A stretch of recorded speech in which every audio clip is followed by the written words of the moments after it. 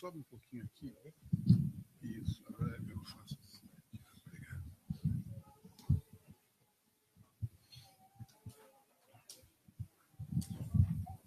Bom dia a todos. Vamos ainda abaixar as nossas cabeças e orar mais uma vez?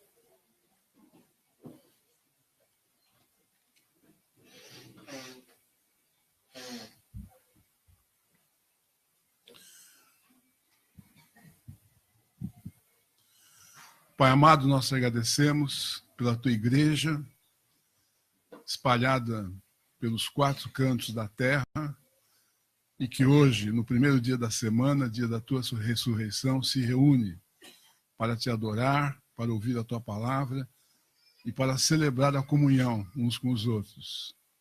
Nós te agradecemos, ó Pai amado, por essa realidade profunda de sermos teu povo. Obrigado, Senhor. E agora que vamos abrir a tua palavra, nós queremos também abrir o nosso coração e com a palavra aberta e o nosso coração receptivo, também chamar o teu Espírito Santo, para que ele nos ajude a discernir a tua voz no mais íntimo do nosso coração e nos dê a força para obedecê-la. Nós oramos no nome de Cristo Jesus. Amém. Então, eu queria convidar vocês para lerem comigo em Josué, capítulo 24, versículo 14, e a última frase do versículo 15. Diz assim, Josué 24, 14 e 15.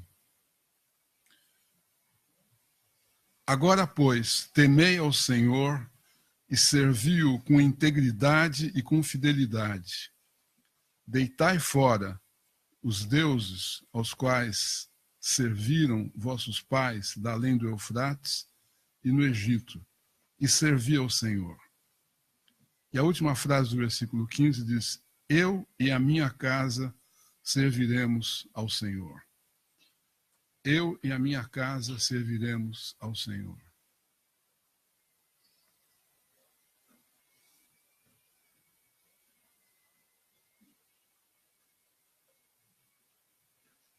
Amém?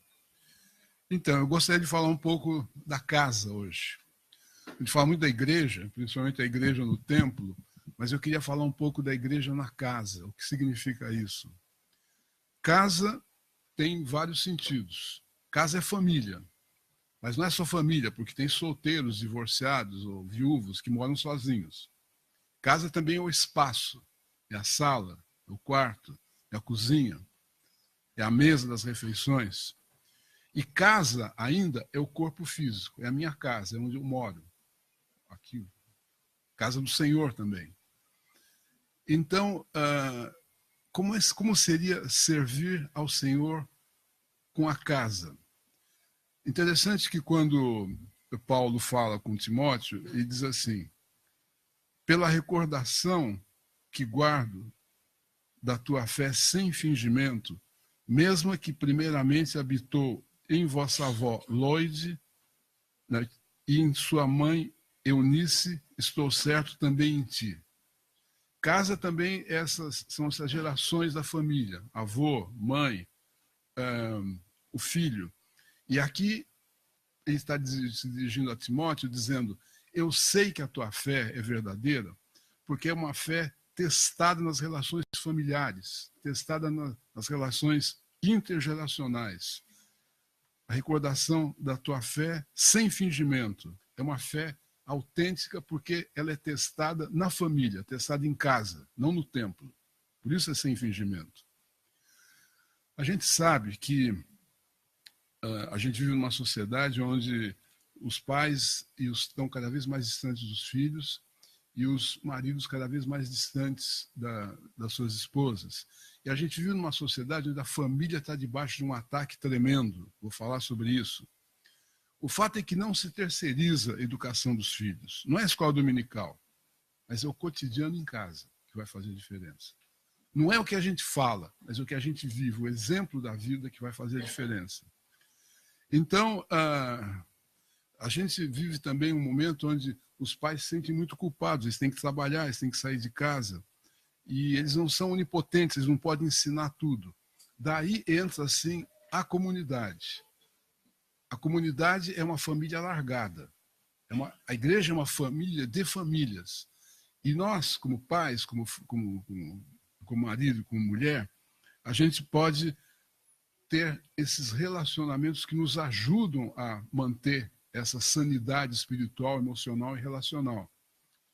Aí tem os tios, tem os avós. Se uma criança, ao nascer, precisa de pai e mãe, para ser educada, ela precisa de comunidade, ela precisa de mais gente, ela precisa de tios, de outros pais, de professores da escola dominical. Então, a importância que eu gostaria de enfatizar hoje é essa importância da família, da casa. Atos 2,46 diz que perseveravam unânimes no templo e partiam o pão de casa em casa e tomavam suas refeições com singeleza de coração. A missão mais difícil que nós temos é em casa, é no contexto da família. E o que a Bíblia está nos dizendo aqui, tanto em Josué como em Atos, é que a igreja não é só o templo, ela precisa sair do templo e ser igreja na casa. A gente não tem muito essa ideia. Na realidade, a igreja, ela se reúne no domingo, mas ela se espalha durante a semana. E cada casa é como se fosse um posto avançado do reino de Deus, onde precisa se viver ali a dimensão que a gente vive no templo, de culto, de adoração, de evangelização. A gente, quando quer evangelizar alguém, convida para vir no templo, não convida para vir em casa. Até porque muitas vezes, se vier em casa, a pessoa nem vai se converter quando ela vê um pouco o jeito que a gente vive. Interessante que assim, a gente fica muito impressionado com pastores que falam muito bem, que são sedutores. Eu não me impressiono nada. Eu prefiro dizer, deixa eu passar uma manhã lá na sua casa com você um pouco. Daí eu vou conhecer essa pessoa. A gente é o que é na casa, não no templo. Até porque no templo todo mundo está assim, bem-humorado, está feliz, está leve, está sorridente. Essa é a missão mais difícil. E encontrar o outro em casa. Muito mais difícil encontrar o outro aqui na igreja, quando a gente se abraça e diz, meu irmão, estava com saudade de você, eu te amo, distribui um monte de abraços. Mas em casa é mais difícil eu distribuir esses abraços e eu dizer eu te amo. Então, a gente pensa que são famílias fortes que fazem uma igreja forte. E é verdade. São famílias fortes que fazem uma igreja forte. A gente pensa ao contrário, a gente pensa que uma igreja forte vai produzir famílias fortes. Não é verdade. Agora, o que é uma família forte? É uma família que não é perfeita, que tem suas debilidades, tem suas mazelas, tem seus desencontros, tem seus conflitos, mas lida com isso na ótica da reconciliação, do perdão e da renovação do amor, da fé e da esperança no contexto da família. E é muito comum, a gente está na igreja, mas a gente tem problemas familiares sérios que a gente não lida muito. A gente vai negligenciando isso. Nós não somos perfeitos. O mito de uma família perfeita vai gerar desespero e hipocrisia só. Não, uma família, a gente vê na Bíblia, né, as famílias, Abraão, Isaac e Jacó, são famílias disfuncionais, são famílias com problemas sérios, mas que eles vão buscando em Deus a solução, o alívio para as suas crises, para os seus desencontros, mas vão, acima de tudo, podendo confessar uns aos outros e pedir perdão. Então, o que acontece quando a gente tem uma família onde tem conflito não resolvido? E essa família vai para a igreja no domingo. Daí o que acontece? Vai para o templo e chega no templo, lê a Bíblia, ora, canta, etc. E quando volta para casa, saiu do templo, como se diz no Brasil uma expressão, o bicho pega. Ou seja, no templo, as crianças estão cantando lá na frente, bonitinhas, boazinhas, as mulheres estão sorridentes, amáveis, os maridos são gentis, bondosos, amorosos, mas quando chega em casa, o marido é soturno, a esposa está brava e as crianças completamente desobedientes. Então, há uma contradição muito grande, muitas vezes, com o que acontece no templo e acontece na casa. E a gente acha que Deus está aqui nesse espaço, saiu daqui, pronto. Aliás, tinha um milionário americano que dizia o seguinte: para mim, em primeiro lugar vem Deus, depois vem a família, depois vem o trabalho. Isso no domingo, porque dia de semana é o inverso. Primeiro o trabalho, depois a família, depois Deus. Essa é uma ótica muito comum com as pessoas, de achar que Deus está aqui, mas na minha casa não está, no meu quarto não está, na minha cozinha não está, na minha sala não está. E eu posso fazer as maiores malcriações, discussões, brigas, que eu não faria nunca aqui no templo e em casa. Ah, pode, mas aqui não. Isso cria um tipo de uma esquizofrenia. E as crianças vão perceber isso. Eles falam assim: poxa, mas meus pais são tão amáveis, são tão bonzinhos na igreja lá. Chega aqui em casa, eles estão irritados, estão em um nível de intolerância muito alto, estão brigando. Eu não quero isso para mim, eles vão dizer. E a gente começa a receber os nossos filhos questionando a nossa conduta por causa disso. Porque como com um passo de mágica, a gente entra por aquela porta e se transforma em outra pessoa. Agora em casa, não. Em casa volta aquela... Então, a casa é um tipo de uma base operacional do reino de Deus. A fé precisa ser testada ali, não no templo. Por isso a minha casa serve ao Senhor. É um lugar de culto, é um lugar para evangelizar, é um lugar para reconciliação, para perdão, é um lugar para ler a Bíblia, é um lugar para orar. A gente não, a gente só faz isso no templo. Em casa parece que é uma outra coisa, assim, tão distante. E aí, essa metamorfose que a gente experimenta ao entrar no templo e, como um passe de mágica, nós nos tornamos amáveis, sorridentes. E aí, devagar, o cérebro vai acostumando a gente aparentar ser crente bonzinho, quando na verdade a gente não é. Daí fala de uma fé fingida, de um amor fingido, porque ele acontece só em certas ocasiões, certas circunstâncias. A Bíblia diz assim: se você tem alguma coisa contra um irmão, vai se reconciliar com ele antes de trazer a oferta. E aí a gente entende porque lá em Isaías Deus fala: estou cansado dos seus cultos solenes. Dessa gente toda aí que vem para adorar e tal, mas o coração está longe. As mãos estão sujas de sangue, diz o texto. Sangue não é só... a gente fala assim: minha mão não está suja de sangue, eu posso levantar. Mas sangue quer dizer morte, matar. Jesus diz assim: se você odiar alguém, você já matou.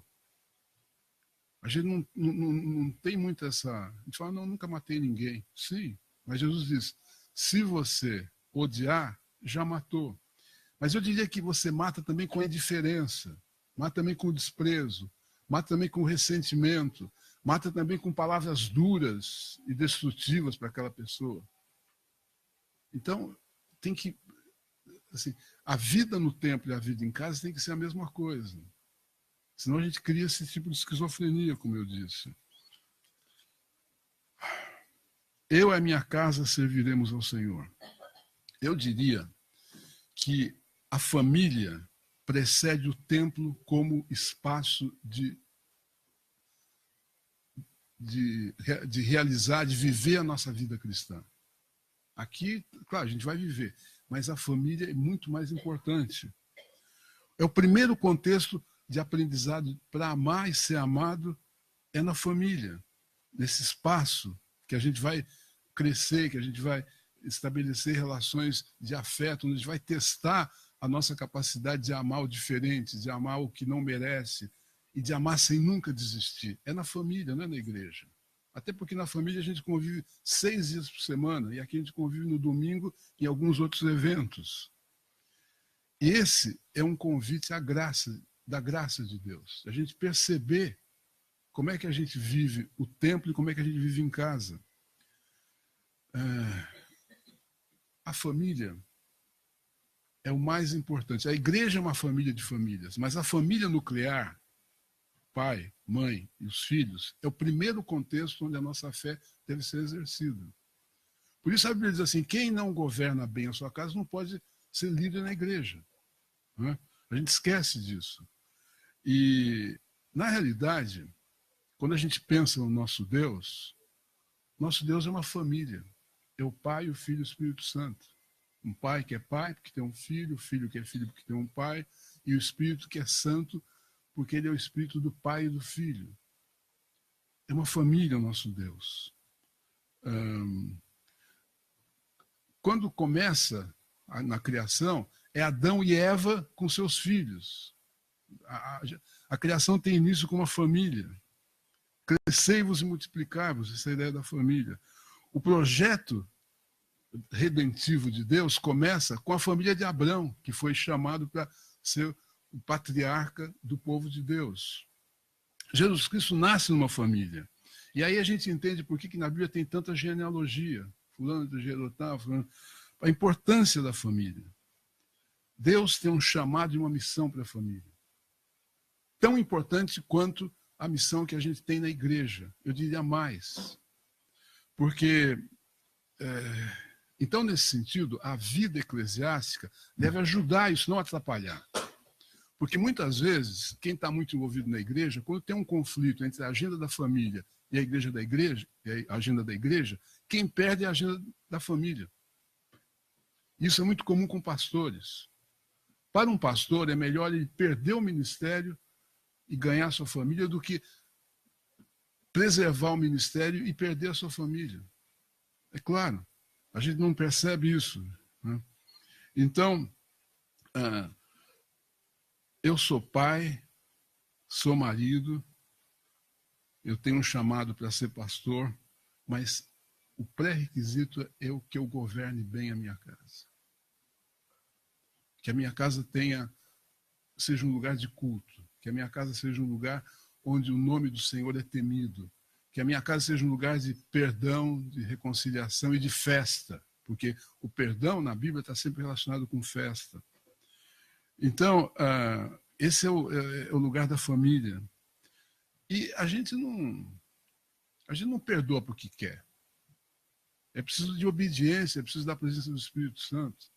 Ninguém acorda de manhã dizendo assim, hoje eu acordei com uma enorme vontade de perdoar. Então eu espero que várias pessoas apareçam no meu caminho para me humilhar, para me magoar, que é para poder... Não, você acorda de manhã já... Hoje eu já acordei de mau humor. A esposa passa na frente e já... está demorando muito, o café não está pronto, e a mulher também... Quer dizer, esse é o espaço. É o lugar, por excelência, para os primeiros aprendizados da fé e da vida cristã.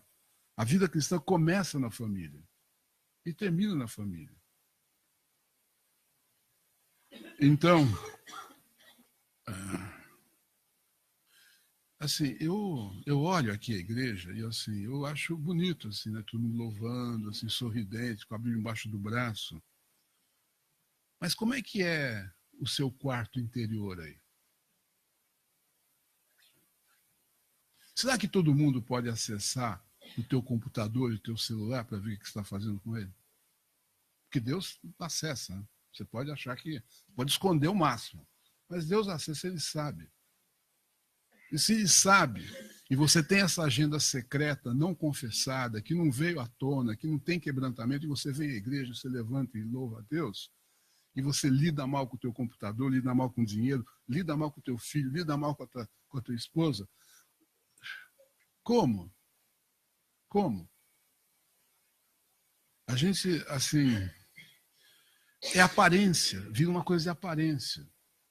E aí a gente entende Deus dizendo, eu estou cansado de vocês virem aqui levantar a mão, me adorar, porque o coração de vocês está longe de mim, diz o Senhor. Coração que é testado nos dias da semana, no contexto da família e do trabalho. Porque aqui está todo mundo bem. Mas e lá? É interessante que Jesus fala isso. Eu não gosto de pensar muito nessas falas que são contra nós na Bíblia, mas Jesus diz assim, ó, naquele dia muitos virão e dirão, profetizamos no teu nome, expulsamos demônios no teu nome, fizemos milagres no teu nome. E ele disse assim, mas eu não conheço vocês. Quem são vocês? Agora, o que está acontecendo hoje no mundo moderno? O mundo moderno não interessa o convívio familiar. E tem um ataque sistemático contra o convívio familiar. E um ataque tão brutal que parece que esse mal que quer destruir a família está vencendo. Por quê? Está cada um no seu quarto, cada um com o seu celular, cada um comendo fast food na sua cama, agendas estão cheias, sem tempo de convívio, sem tempo para o lúdico, sem tempo para o jogo, sem tempo para culto doméstico, sem tempo para roda de conversas. Mora todo mundo na mesma casa, mas parece uma pensão, aquilo não é uma família. Por que a gente tem que estar ciente do seguinte? Tem um ataque contra a família, assim. E a família não interessa ao mercado do consumo, o mercado capitalista. Por quê? Família não precisa consumir muito. Se uma mãe faz um bolo e tem um suco e senta ao redor de um jogo com esse Cube ou Palavras Cruzadas ou qualquer outra coisa, ou então em torno de um culto doméstico, não vai gastar nada. Agora, você quebra a família. O sistema, que é insaciável, trabalha para destruir a família, porque solteiro, divorciado e gente mal amada consome muito mais. É simples a questão. Gays consomem muito. É um mercado, é um nicho de mercado. Interessa a essa sociedade que haja mais gays. Não como uma problemática pessoal, de identidade sexual, mas sim por causa do sistema. Por quê? Saem mais com amigos, para sanar suas carências tem que consumir mais produtos de beleza, enfim, vai gastar mais. A família não é rentável para o sistema. Essa é a verdade. Porque a gente fica pensando, por que o formato da família mudou? É por convicção pessoal de liberdade ou por uma manipulação mediática sistemática com interesses econômicos também? Quem é mal amado vai consumir mais. E quem é sozinho vai precisar de mais entretenimento e gastar mais. Outra coisa interessante é o seguinte, que a família é um contexto onde os filhos têm limites. Tem hora para comer, tem hora para dormir, tem rotina diária, tem disciplina para pessoal, tem que tomar banho, tem que escovar o dente. Os pais têm um enorme trabalho para conseguir botar essa ordem e fazer com que os filhos sejam responsáveis por elas. Olha, para o sistema não interessa a gente disciplinada. Ao contrário, para o mercado, interessa pessoas que não têm limite, que não têm regras e que se tornam consumidores compulsivos sem autorreflexão. Então tem que desconstruir toda a regra, toda a norma, tem que desconstruir a família para isso. Vocês percebem? Isso que eu estou dizendo é importante e é grave. A família, a gente precisa resistir, a gente precisa dizer não, porque se a gente não fizer nada, esse sistema onde os filhos não têm limites, onde a casa não tem regras, vai gerar gente que pode ser manipulada e gente que vai consumir compulsivamente sem autorreflexão e que está unicamente preocupado com a aparência. Vai gerar gente que vai passar horas nas suas redes sociais, como eu já vi uma família sentada num restaurante, o pai, a mãe, 3 filhos, o menorzinho com tablet, tem 4, 5 anos, sei lá, e todos eles, e a comida ali, eles... Vocês já viram isso, com certeza? Esse isolamento, essa distância que a gente vai tomando, essa coisa autocentrada. E como as relações virtuais vão substituindo as relações reais. Você tem 3 mil amigos no Facebook, mas você não tem amigo nenhum. Porque Facebook não faz amigos, o que faz amigos é face to face. A gente precisa estar com os olhos abertos sobre essas realidades. Então, isso dito, Qual é o lugar da família na sua agenda? Qual é o lugar do espaço de convívio na tua casa? Qual é o lugar de culto na sua casa? Qual é o lugar de evangelização na tua casa? Qual é o lugar da oração na tua casa? Porque você terceiriza isso tudo no templo e terceiriza esse tipo de ensino para a igreja, para os seus filhos aprenderem na escola dominical. Não vai dar certo. Não vai dar certo. Eu e minha casa serviremos ao Senhor. Partir o pão de casa em casa e tomar suas refeições com singeleza de coração. Esse espaço, a mesa, o partir do pão, a hospitalidade, a oração, a leitura bíblica, no templo e na casa tem que ter a mesma sintonia, senão alguma coisa está muito errada. Muito errada. Muito. A Bíblia diz assim que é a bondade do Senhor, Romanos 2,4, é a bondade do Senhor que conduz ao arrependimento. Ou seja, as pessoas só podem mudar num espaço de graça, de aceitação e de perdão e de afirmação. Cobrança, dedo apontado, não muda ninguém. Crítica não muda ninguém. Por isso eu diria assim, maridos, o erro das suas esposas é espaço sagrado para você ser bondoso e reconciliá-la com amor e não com cobrança e com o dedo apontado. Mulheres, o erro dos seus maridos é espaço sagrado. É a bondade de vocês que podem conduzi-lo ao arrependimento, à metanoia, à mudança. Nunca o dedo apontado, nunca a crítica, nunca a cara feia. Pais, o erro dos filhos, espaço sagrado. Para que você exerça a graça de Deus, que acolhe o que não merece e que é um amor que o ajuda a superar o mal que pode estar tomando conta do seu coração. E assim vai. O erro do outro é espaço do respeito, da reverência, é o espaço para responder o mal com o bem e não o mal com o mal. Nós temos um problema sério com as famílias, com divórcio, com filhos desobedientes, revoltados, com pais rígidos, legalistas, e que criam uma atmosfera que é contrária aos ensinamentos de Jesus Cristo. E como não passa de mágica no templo, daí todo mundo fica bonzinho. Isso é terrível, gente. A Bíblia chama isso, em todas as letras, de farisaísmo. E que é com os fariseus que Jesus tem os seus grandes embates. Então a família, esse espaço, é o contexto para a gente aprender a amar, a perdoar, a exercer a tolerância, sem nunca desistir.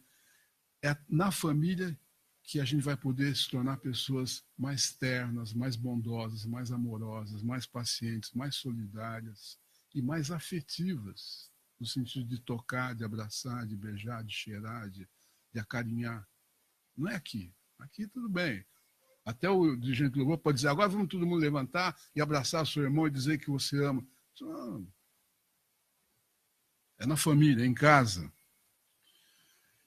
Então, eu e a minha casa serviremos ao Senhor. Reflita sobre isso um pouco. Como é que você está vivendo essa realidade? Como é que é a tua casa? A mesa do jantar, a cozinha, o quarto. Como é que são as relações? Vocês são uma pequena igreja lá? Porque se vocês não são uma pequena igreja lá, isso aqui não vai... Daí você exacerba que a tua família é aqui. Porque você não tem família. E aí você vem no templo todo dia. Se tiver evento, vem. Mas Deus não se agrada disso. Porque é na tua casa que começa. É eu e minha casa serviremos ao Senhor. Então, era isso que eu gostaria de lembrar também a mim. A mim. Poder entrar na minha casa como eu entro no templo aqui. Com essa disposição de adorar, de amar o irmão, de servir a Deus. E fazer isso comunitariamente, com a minha esposa, com os meus filhos. E nós nos tornarmos como famílias geradoras de saúde familiar para um mundo onde a família está muito doente. Esse é o desafio nosso. Crucial, urgente. Sermos famílias que são sal e luz de um mundo onde a família está sendo destruída e não permitir que isso chegue na nossa casa. Porque pode chegar.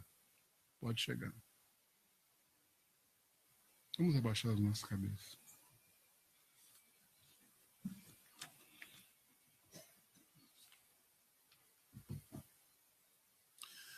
Senhor, obrigado por nos lembrar dessas coisas, Senhor. E que hoje, ao voltar para casa, cada casa haja culto, haja perdão, haja reconciliação.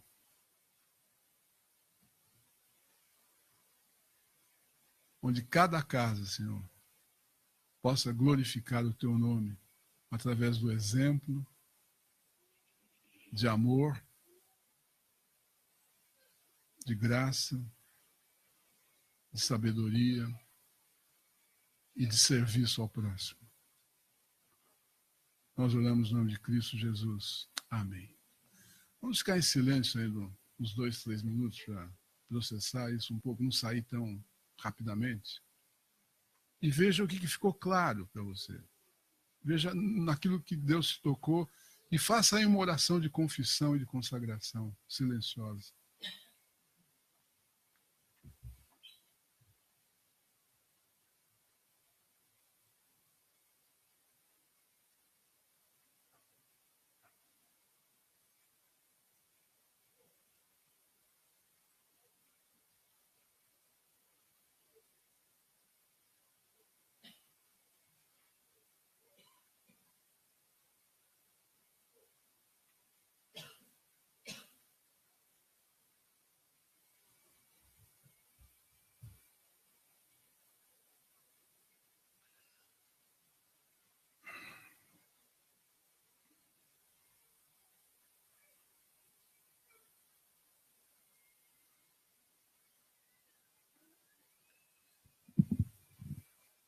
E não fique só nessa oração, acho que hoje você pode chegar em casa e eventualmente maridos pedirem perdão para suas esposas, esposas pedirem perdão para seus maridos, filhos pedirem perdão para seus pais, pais pedirem perdão para seus filhos.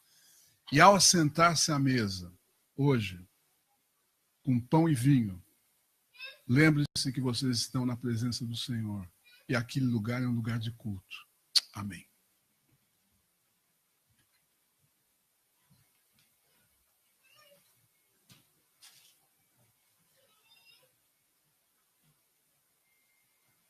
E encerrar este período, eu gostaria que orássemos agora pelas famílias da igreja, tá bem?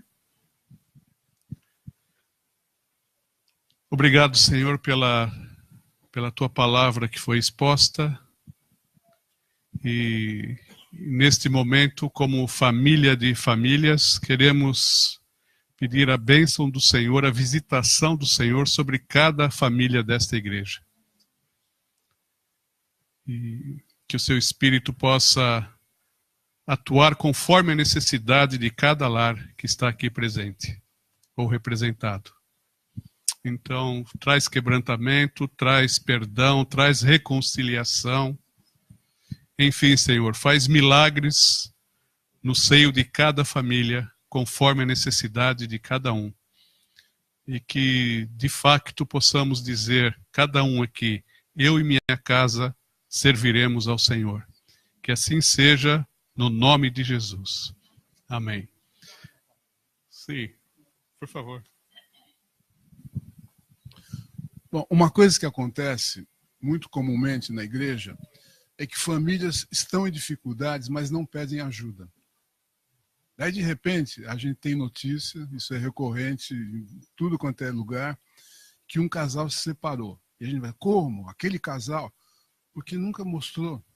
Então é o seguinte, se você tem dificuldade, tenha a coragem de pedir ajuda. Aqui tem gente que pode ajudar vocês. Isabelle, o Rodolfo, o Kim, a Lena, outros aqui, quem mais aqui, peça ajuda. Nós estamos com dificuldades, venha nos visitar, a gente precisa ter uma conversa. Faça isso, tá bom? Obrigado. Obrigado, Osmar. Então, é isso. Todos nós temos problemas e não há vergonha nenhuma em pedir ajuda, porque todos nós precisamos de ajuda em todas as áreas, tá bem? Então, olha, um bom domingo, Deus abençoe, um bom tempo em família. Amém? Vão em paz.